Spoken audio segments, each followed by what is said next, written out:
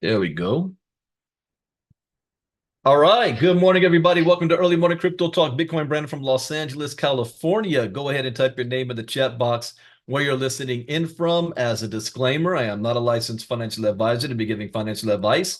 I share information for educational, training, and entertainment purposes only.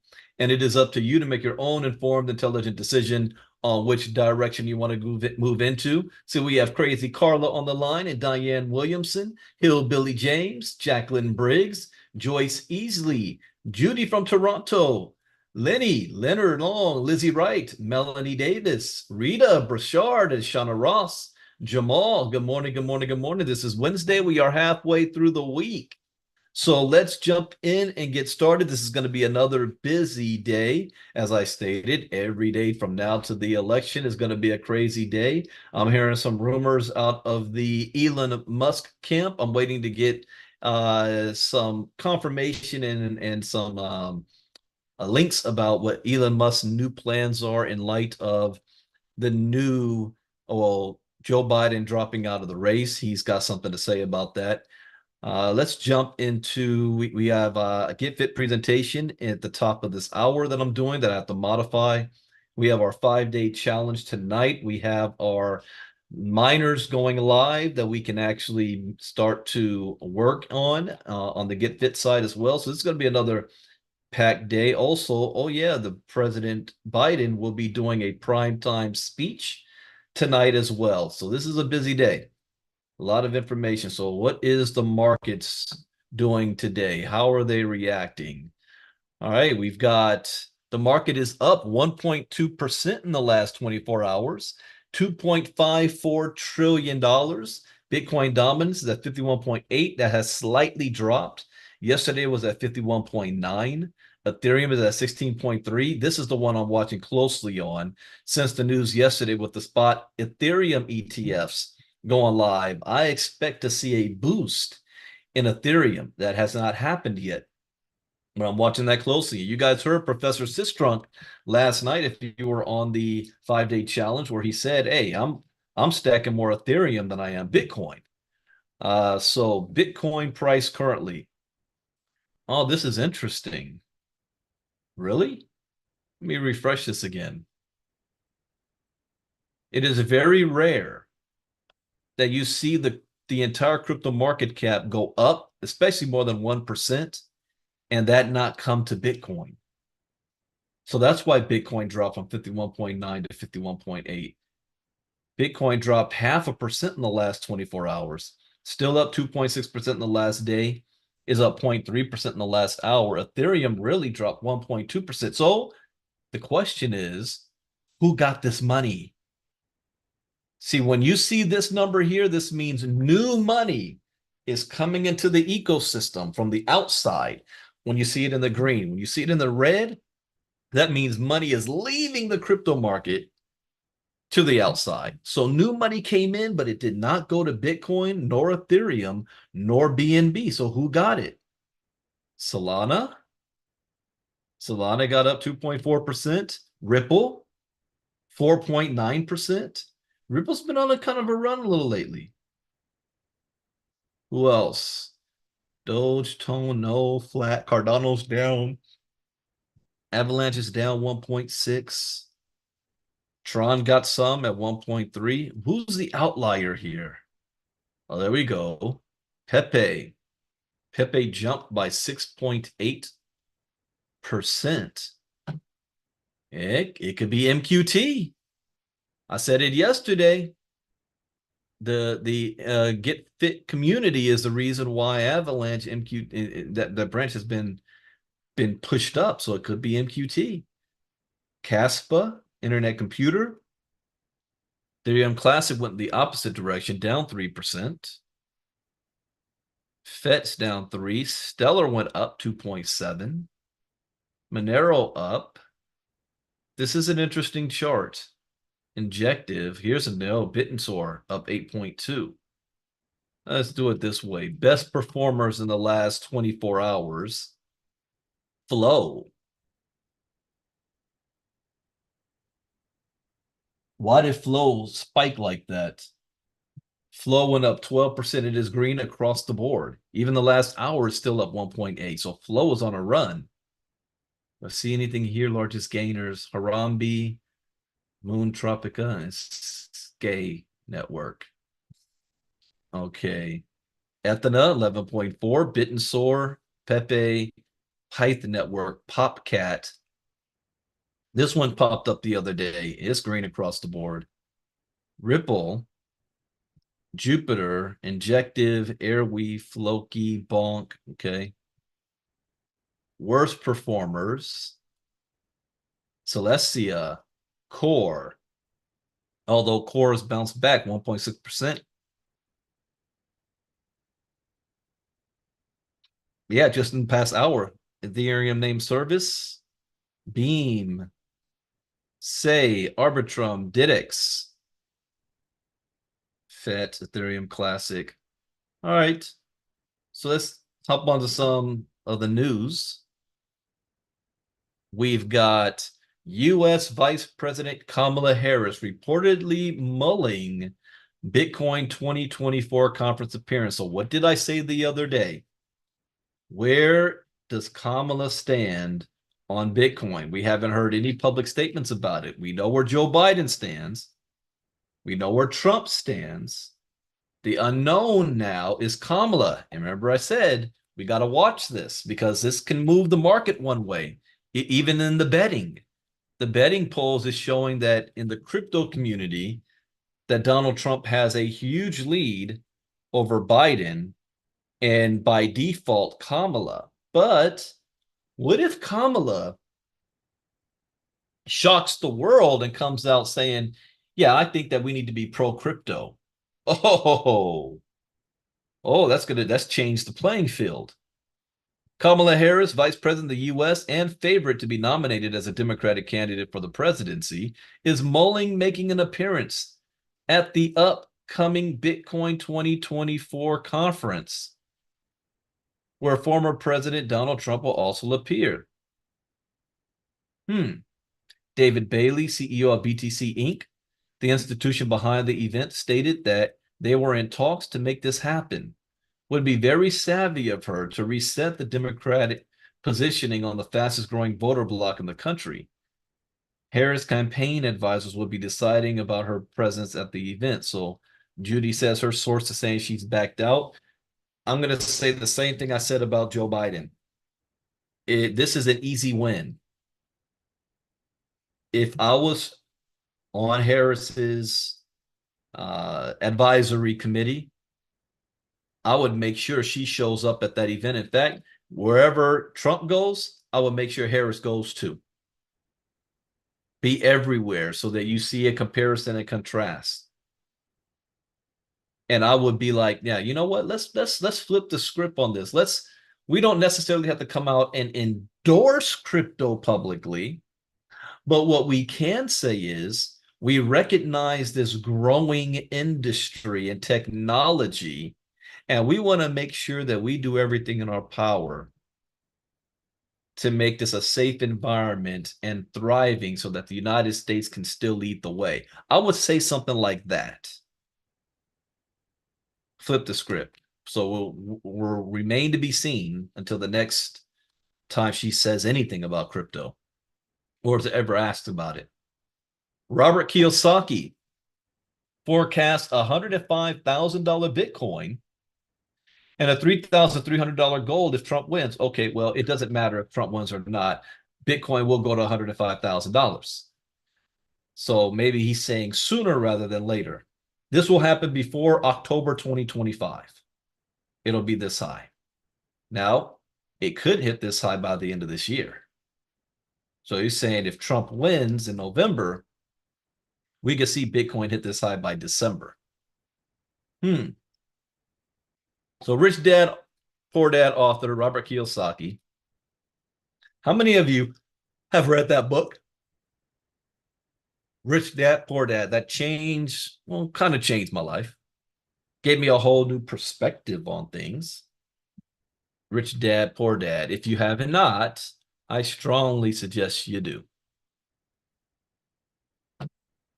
So He says if Trump is reelected president, the dollar will weaken, leading to increased prices for gold, silver, Bitcoin, and other assets. Okay, if Donald Trump is reelected, the dollar will weaken. Again, it doesn't matter who's elected, the dollar will weaken, whether it's Harris or Trump. That's irrelevant. He forecasts gold will rise from 2,400 to 3,300 an ounce, silver from 29. This is a huge increase. Silver jumps from 29 to 79. That is a huge increase. If you were going to buy precious metals, you want to put more money in silver than in gold. And Bitcoin from 67,400 to 105,000. So if he's correct in these numbers and I had a limited income, let's say I had $10,000 based on these three numbers, let me ask you guys this question instead of me giving you the answer up front. Because I told you we want to be more inclusive here. Where would you put your, if you had $10,000, let's say Robert Kiyosaki is correct, and you had $10,000 right now, where would you put it in? Silver, gold, or Bitcoin for the short term? Kenny says Bitcoin. Anybody else? Joyce, silver. Clairvaux, Bitcoin. Anyone else? Anybody else? What do you guys think? Silver and Ripple. Well, Ripple's not an option. Bobby Buck says silver and Bitcoin. Leonard says Bitcoin. Okay. Here's what I will say. In the short term, I would put that $10,000 in silver, let it go up to $79 an ounce, and then I would sell it. And I will wait for Bitcoin to drop, because it will, correct. And then I will buy Bitcoin. That's what I would do.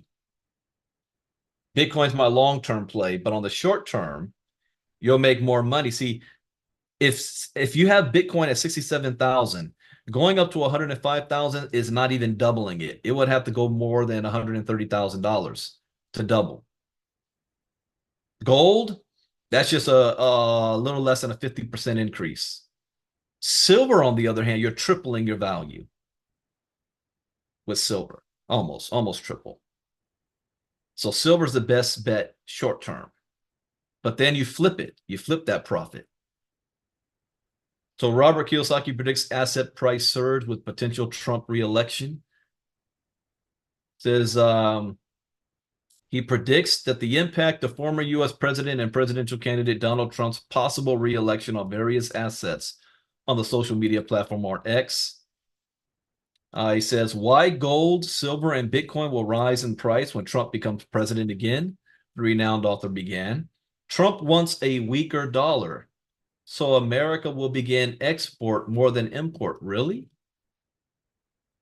Is he assuming that, or has Trump stated that in policy behind the scenes, that Trump wants a weaker dollar? With a weaker dollar, jobs will come back and assets will go up in price. Moreover, he noted that Trump plans extensive oil drilling, which would lower oil prices.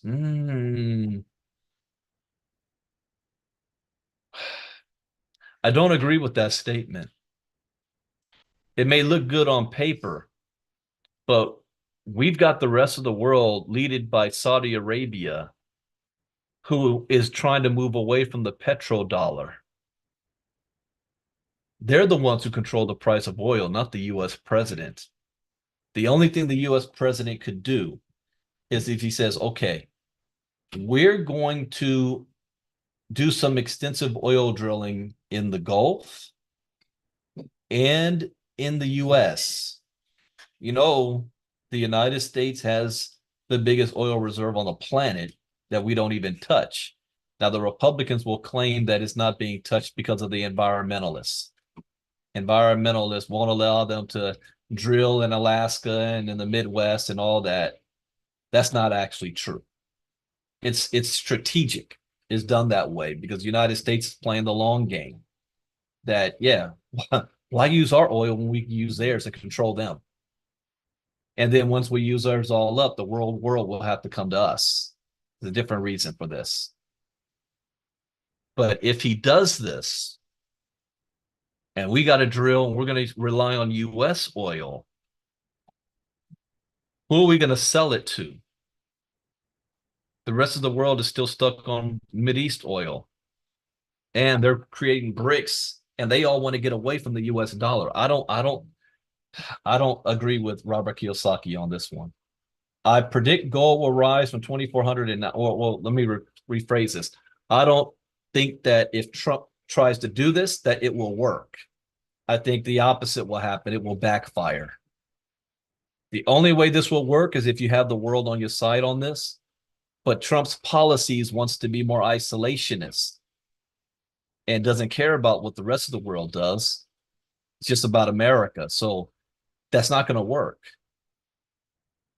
Contrasting Trump's oil policy, again, that's in my opinion. I could be wrong. Contrasting Trump's oil policy, Kiyosaki criticized President Joe Biden, stating Biden did the exact opposite. His first act was to kill the Keystone XL pipeline.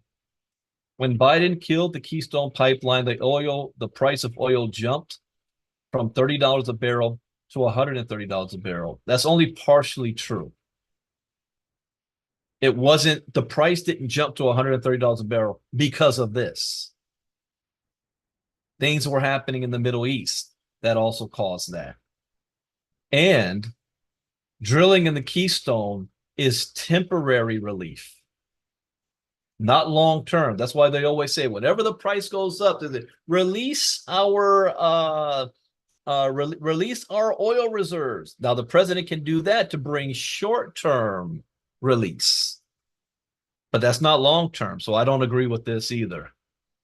High oil prices caused massive inflation, wiping out the poor and middle class. Then Biden had to tap into America's oil reserves because America did not have enough oil. Okay, this is not correct.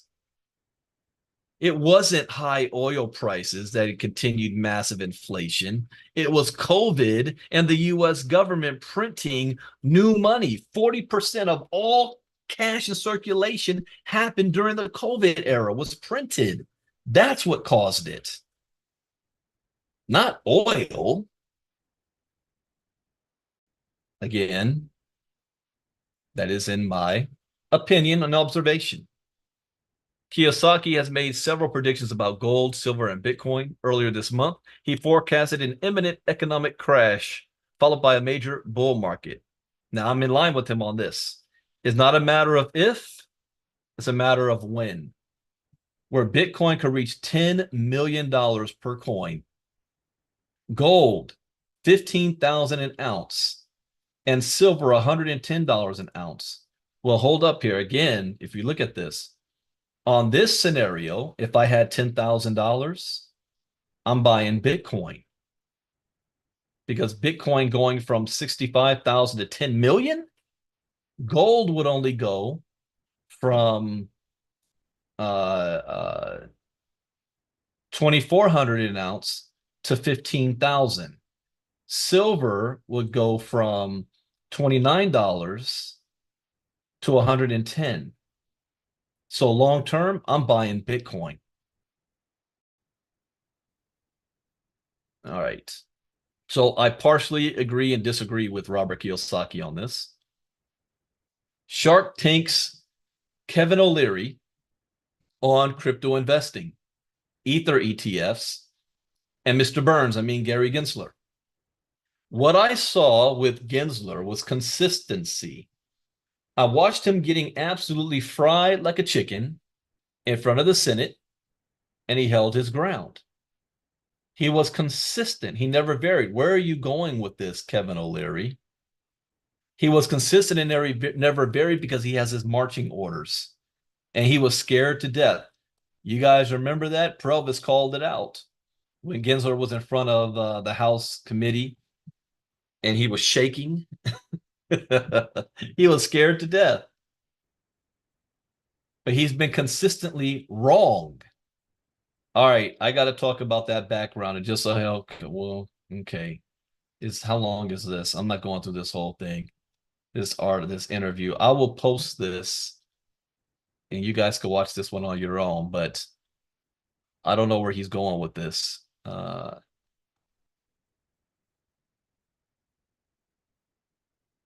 Let's see, is there a first thing? Hmm.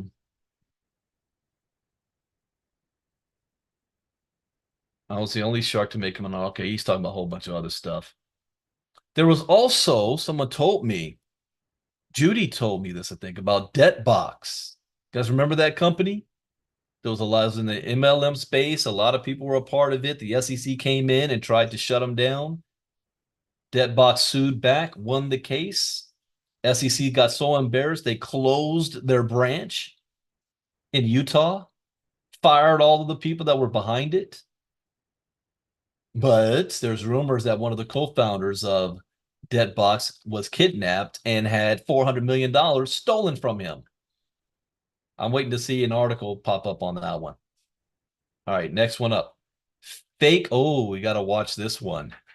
Fake Zoom malware steals crypto while it's stuck loading, user warns.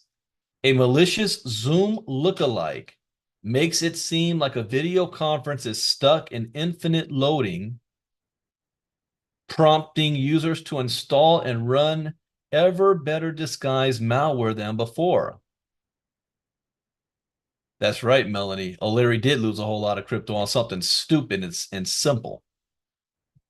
See, the thing about rich guys is they don't think they need to, nobody could teach them something else.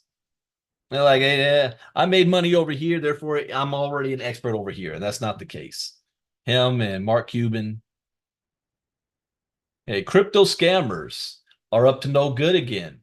And their latest weapon appears to be malicious links to a web page that looks and feels almost exactly like the video conferencing platform Zoom, which prompts users to install malware when clicked. Oh, I gotta be careful with this. On July 22nd, NFT collector and cybersecurity engineer NFT Drew alerted X users to a new extremely sophisticated crypto scam involving fake links for Zoom. Fake links for Zoom. How did he get caught on this? This looks like somebody is posting that they're having a Zoom meeting and they put this Zoom link here. Drew said the scammers have already stolen $300,000 worth of crypto from the method. So how does this work? Yeah, how does this work? Like many social engineers, Drew explained that scammers typically target NFT holders or crypto whales, asking if they would be interested in licensing their intellectual property, inviting them to Twitter Spaces, or asking them to join a team for a new project. All right, I'm safe from this. I told you guys before, I do not participate in any crypto stuff dealing with Twitter or Telegram. There's reasons I have that. I've stated that before. So I don't care if I miss on a cool new airdrop. So asking them to join a team for a new project. The scammers will insist on using Zoom and hurry the target to join a meeting in progress using a hard to notice malicious link. Subdomain, top level domain. Subdomain Zoom, top level domain us50web.us. Okay. Comparing the malicious domain with a genuine one. So this is a genuine domain. Okay. us02web.zoom.us and malicious one. zoom.us50web.us or us web dash. I wouldn't know this. I don't know code like this. I wouldn't even see it. It's extremely easy to fall for this. I doubt 80% of people verify each character in a link that's sent, especially a Zoom link. No, they don't. So this is something else to watch out for. Be careful, because I can see this spreading with, let's say somebody says, oh, we got a new launch coming out. And they go on social media, y'all got to join this. We're about to do like 20% a week. Join our Zoom at 5 p.m. tonight. Here's the link. Do you click on the link? Because you're FOMO. So here's what happens. Once the link is clicked, the user will be met with a stuck page showing an infinite loading screen. The page will then prompt the user to download and install. Oh, hell no. So why would you do that? If you already have Zoom on your computer, why would you then download and install Zoom Installer Full, which is actually malware? See, that would be my first red flag the moment that happened, if I'm paying attention. Once installed, the page will redirect back to the official Zoom platform, making the user believe it worked. But by then, the malware has already infiltrated the target computer and stolen the data and loot. According to technologists, Cypher0091, whom Drew also credits for his X thread, when the malware is first executed, it adds itself to the Windows Defender exclusion list to prevent antivirus systems from blocking it. Then it begins executing and extracting all your information while the software is distracting you with the spinning loading page and going through the process of accepting terms and conditions, etc., explained Drew. He added that the scammers will keep changing domain names to prevent them from being flagged. Well, how are they stealing the money? What wallets are they pulling from? Social engineering crypto scams are not new, but they do keep evolving. Several crypto community members have reported receiving malicious emails this week from scammers impersonating other crypto influencers and executives. Okay, I need more information. This isn't enough. If the malware is on your system, then what happens? What wallets are they hitting on you're getting into your Coinbase account? Are they hitting your Exodus? Are they hitting your MetaMask? Are they hitting Trust, Uphold? What are they doing? I need more info. But this is good to watch out for now that you see this. Yes, I can. Here's the URL for this. All right, there you go. Okay. Coinbase narrows demand for SEC Chair Mr. Burns. I mean, Gensler's crypto messages. Don't tell me he doesn't look like Mr. Burns. In its court battle with the SEC, the crypto exchange is seeking internal messages. Oh, we covered this last week. Coinbase wants all of his text messages prior to him even being SEC because it's going to show that he's compromised. So it says the crypto exchange is seeking internal messages from Gensler and others, but not from his pre-SEC days. Okay. So they want to see if they can catch him in the same act as Dominion caught the Fox News anchors, Maria Bartiromo, Tucker Carlson, Sean Hannity. All of them were admittedly that they were lying to the public. They would go on air and say one thing, but behind the scenes, they're saying something completely different. And before you want to jump to their defense, they lost the case. Fox News had to pay $700 million for lying to their audience. Now, their audience ain't going to care one bit. I mean, it's whatever. But they want to catch, thank you. They want to catch Gensler doing the same thing. So if they can catch Gensler in his private text messages to other members in the SEC saying things like, yeah, we don't actually really believe any of this stuff. I actually have a whole bunch of Bitcoin, which he does,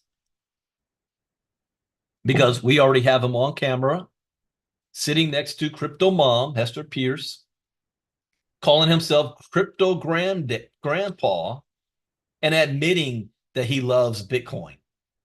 This was before he was in the SEC. He was a professor. So is he still saying the same thing while he's chairman of the SEC? And here's another thing, too. Donald Trump once said, "Why are you pleading the fifth? Anybody who pleads the fifth, you already know is automatically guilty." Donald Trump said that. Here's what I would say to Gary Gensler. If you're innocent, why are you trying to hide the fact you don't want nobody to see those texts? What are you hiding? If it's all good, show it, prove it. He doesn't want to do that. What are you hiding, Gary? So crypto exchange Coinbase filed a motion. And if that makes sense, what I'm saying, I got to make sure you guys are on the same wavelength with me. Type Y in the chat box. I made the correlation between Fox, their anchors in Dominion, and what Coinbase, think of Coinbase as like Dominion. And Coinbase is trying to catch Gensler in a lie. Now, publicly, he's not going to say it. But if they go to court, like Dominion did, and they had to force all of the Fox anchors had to turn over their text communications. And then Tucker Carlson's lawyer came out, well, nobody in their right mind can say that Tucker is telling the truth. He's just entertaining. But the people watching that believe it. That's the problem. The company backed off from a more aggressive earlier effort to seek Gensler's communications, having demanded documents before he started work at the agency. Okay, this is smart. I see what the lawyers are doing. So remember maybe 2 weeks ago when we covered this, and the court shot that down, said, no, we're not doing that. Well, they don't need to do that. Gary Gensler is already on record on the public stating how he felt. So they don't need to. Okay, so give us the records since he's been SEC. Let's see, is he still saying the same thing privately? Coin is now going after internal chatter at the SEC that may shed light on its pursuit of crypto exchanges as illegal enterprises, including Chair Gary Gensler's own communications. And we might find out who's pulling the strings. But the scope of his latest request filed on Tuesday has been dialed back after resistance from a federal judge. Okay.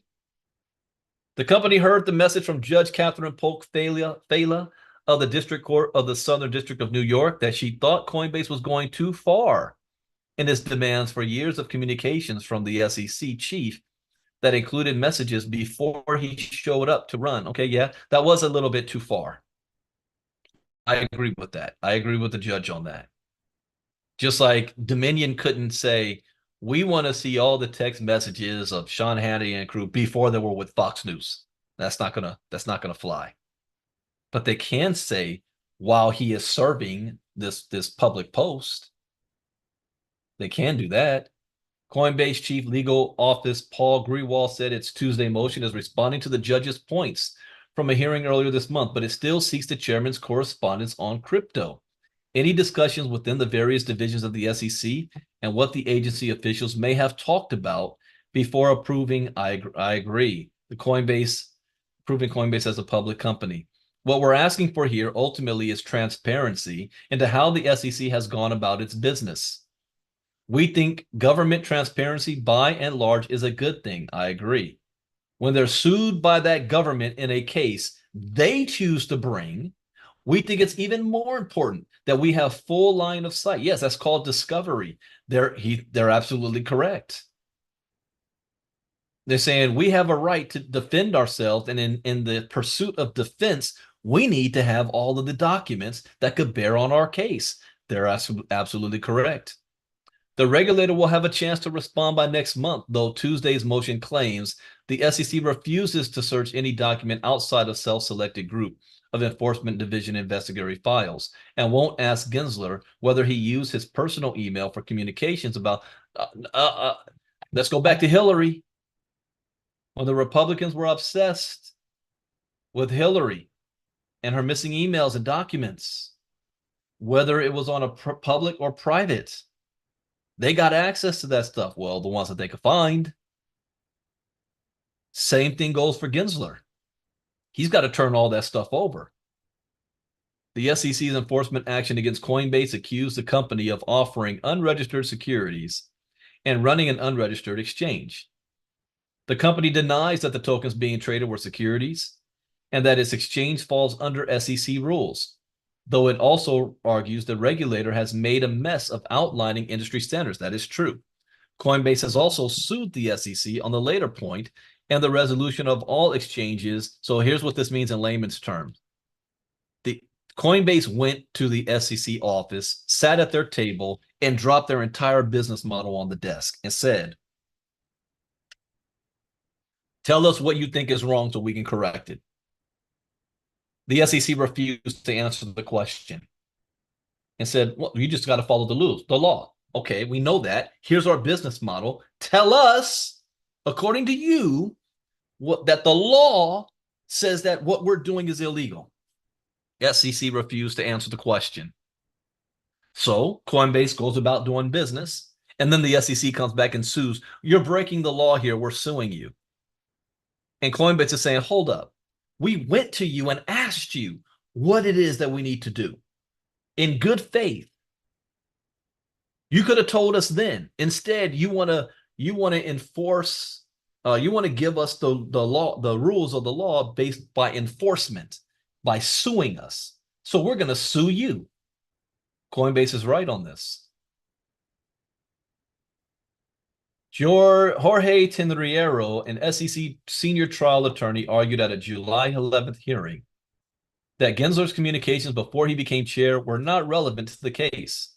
I disagree with that. I think they are very relevant, but I understand why he would not want to go through this. The new motion seeks anything he said to anybody while at the SEC. I mean, that's like saying, well, how can J.D. Vance be Trump's VP pick when just a few years ago, J.D. Vance called Trump America's Hitler? Well, when you ask J.D. Vance that, he'll tell you this. This is how he answers it. Yes, I did believe that at the time. But after working with Trump and hanging out with him and being around him and listening to him and his goals and plans and ideas, I've come to believe that I was wrong. I now believe this. So that's the same argument that Gary Gensler can make. Yeah, I might have said something crazy in the early days, but once I became in my new position and I understood the law and what's going on, I'm just enforcing the law. What I personally believe is irrelevant. He can play that role. Both the SEC and Mr. Gensler should be ordered to produce relevant documents about Mr. Gensler's public statements. And as to Mr. Gensler, if there are no relevant documents and communications in his personal email, he should say so. That is true. And the fact that he's not going to do it, what is he hiding? I'm going to watch this closely. If you guys see any articles that come out about the SEC on this case with Gensler, make sure you send over to me. All right, I'm out of time, but the other articles will give you the headlines. Multi-billion-dollar asset manager Hamilton Lane pioneers private credit funds launch on Solana. What did Professor Sistruk say last night? I think Patty asked the question. He said Bitcoin, Ethereum, and the third, Solana. Solana is a token you should have in your portfolio. Then we have Asian markets cashed out during the recent gold rally. Buyers in Asian markets were reluctant to continue purchasing gold as it reached a new record high last week, opting to cash out and wait for deeper discounts. In India, sellers were offering discounts on gold bullion of over $65 per ounce, with local dealers preparing for regulatory changes, while in China, discounted prices reached their lowest point in 2 years. Record gold highs pushed Asian markets into selling, waiting for a price drop. The recent gold price rally. Oh, wait, I'm not reading all this. Some believe that if gold prices continue to rally, a discount of $15 could become a reality, tempered by the typical seasonal slowdown in demand during the summer months. Okay, other article is Unbound Fund offers a new path to EU citizenship with Bitcoin investment. So we've got Americans right now saying, if Trump wins, I'm getting passports and I'm leaving. If Harris wins, I'm getting passport and I'm leaving. Okay, well, EU, look at what they're doing here. Unbound Fund has announced a new opportunity for individuals to acquire Portuguese EU citizenship. What do you have to do to get it? Hold Bitcoin worth $500,000 or £500,000. The fund is said to be the first of its kind to be eligible for the Golden Visa, providing exposure to Bitcoin. Unbound Fund's features include 100% passive Bitcoin holding, investment in, oh, you got to be kidding me. BlackRock, why am I not surprised? So they're throwing the carrot of, hey, you invest with BlackRock, we're going to give you a free citizenship to the EU, but you got to have $500,000 worth. The fund is also committed to radical transparency regarding costs, striving for maximum capital efficiency. The founder believes that Bitcoin can be a tool for freedom. Ooh, you don't know how hard that just hit my brain right now. 2014, billionaire Bill Gates said Bitcoin is freedom. What does this guy say? Bitcoin can be a tool for freedom of movement. When I walked off my job and fired my boss, I purchased my freedom. What I purchased was my own freedom of movement. That Friday, when I went home from Friday from work, I don't have to come back on Monday. And because you have short resources, you can only go so far Saturday and Sunday because you got to be back in that cubicle on Monday. But when you're financially free, you can come and go wherever you want. I used to call it the flip-flop lifestyle. I could be on the beach and doing business and still making money. This is a powerful statement he just made there. Most people's not going to get that. Bitcoin is freedom. The fund has already onboarded customers and partners and is open to further collaborations. He's got to keep this one in our back pocket. Portugal. All right. So that is it for Crypto Talk for today. I got to come. We got to get ready for the Get Fit presentation. I got to modify the slides right now. And then I will see you guys tonight on our next 5-day challenge. We have Brother Provis Lofties will be speaking tonight. So I hope you guys learned something new. As always, that's the point. See you tonight. Brandon Ivey out. Bye-bye.